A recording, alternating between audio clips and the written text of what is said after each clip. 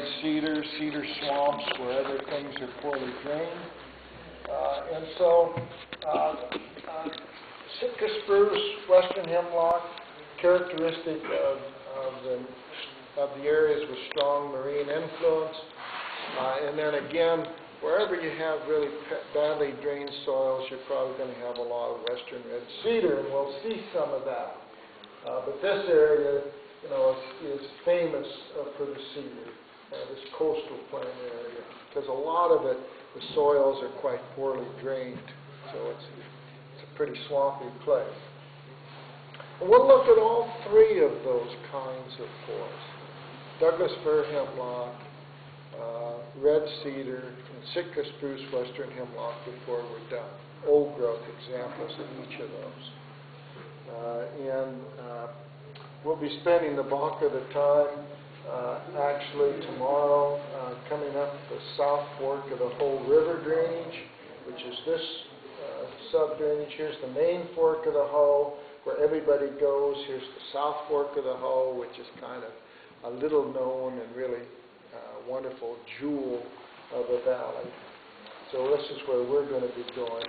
Sunday morning, we'll visit an example of red cedar swamp.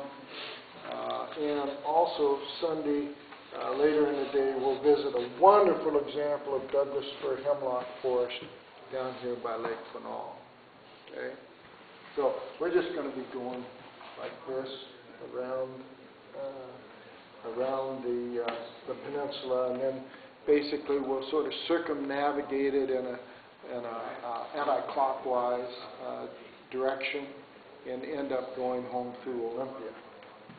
Our overnight stay will be here at Clayoch. It's actually spelled Kalaloch, K-A-L-A-C-O-H, but it's Clayoch. That's how you really pronounce it. And we'll be staying in Park Service facilities here at Clayoch. So very convenient for us. Okay, any questions? Sort of describe to you the geophysical template. A little bit about the biota. I see the Hoh River, but where's the South Fork? Where are we going to be hiking up? Is that the South Fork of the Hoh River is right here. Right there, okay. It joins here, and the park boundary's here, and that's where the trail takes off, and so we'll be in this part of the South Fork of the Hoh. If it looks a little steep to you, the topography looks a little steep, you won't be suffering that tomorrow. But believe me, I have done 2 traverses of the Olympics, basically bushwhacking, and I have never seen so much super steep forest land in my life. The Cascades, for the most part, doesn't hold a candle to 100% slopes that are densely forested, where you sort of rappel from tree to tree. Not really, but I mean, 100% slope is really steep. It's hard to move around on. So. Do the trees, do they like jay on those slopes? Do they what? Like jay? Actually, a lot of times not. You don't see a lot of, we call that pistol, I call that pistol butting. And the only place where you see a lot of pistol butts is where you get a lot of snow and you get snow creep. Let me say 2 other things about the biota of the peninsula. First of all, I blew off entirely the dry side, and very interestingly, over here on the dry side, you get into a lot of Douglas fir forest, which has no western hemlock in it, and lodgepole pine forest, and subalpine fir forest, and even some Engelmann spruce over on this side of the peninsula. So this is kind of like something that's a little more continental, like something you'd find on the east side of the Cascades. It's really a very interesting place, but it's not what we're going to focus on. Another thing about these mountains, and this is like the Cascades,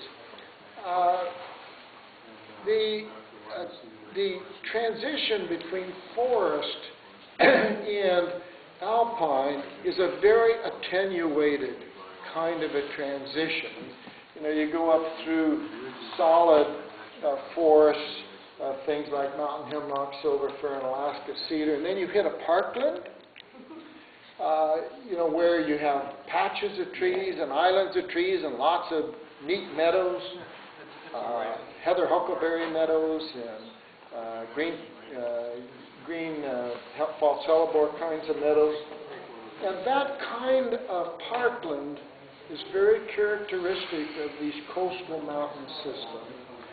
And it basically represents a consequence of the very large, long-lasting snowpacks that develop in these coastal mountains. Okay? So you get lots of snow. It stays a very long time. And basically, the tree vegetation and the non-tree or meadow vegetation sort of sorts it out based on how much of a snow-free period you're going to get to grow in. Okay. Now, that's not characteristic of a lot of mountain systems. And if you go to the Rockies, you'll find that you can step many times. You can step from closed forest of Engelmann spruce and subalpine fir to a meadow, an alpine meadow. And that doesn't happen with us because that massive snowpack basically results in meadows extending well down into a region where it should be forested, but it's not because of those snowpacks that lie in portions of that landscape. So our parklands are really quite unique. They're another example of something that's very well developed here. One other word about critters, and we're going to talk about critters a lot.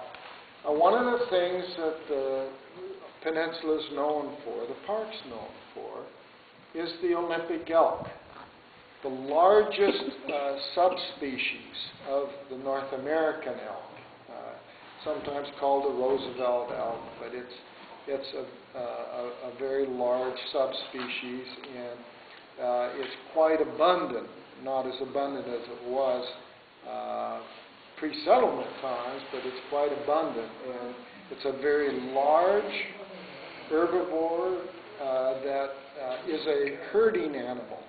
And so you get herds of 40 to 60 animals, and they're big animals. There's 700-800 pound animals on average. That has some interesting impacts.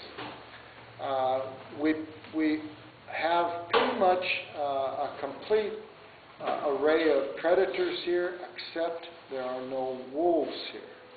But there were, and I'm going to read you a story tonight about an encounter with a pair of wolves here on the peninsula.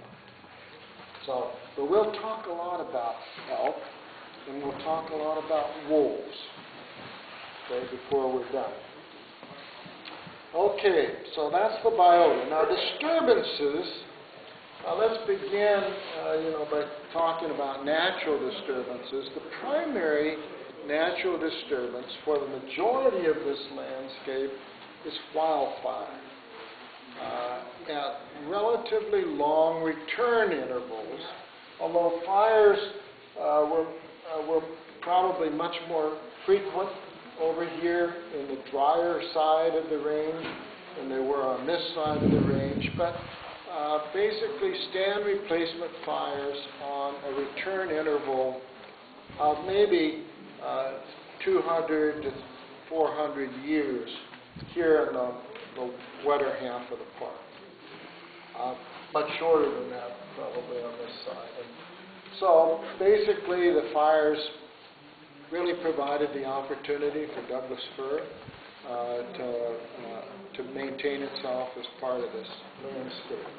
However, when you get down in the coastal plain, basically in the Sitka spruce, western hemlock zone, and up these valleys, in the alluvial floodplains, the flat parts of those valleys, wind is probably the primary disturbing agent. Okay? Interestingly, stand replacement, in other words, very severe windstorms, probably occurred on about the same return interval as the fires did. probably on the order of about every 250 years.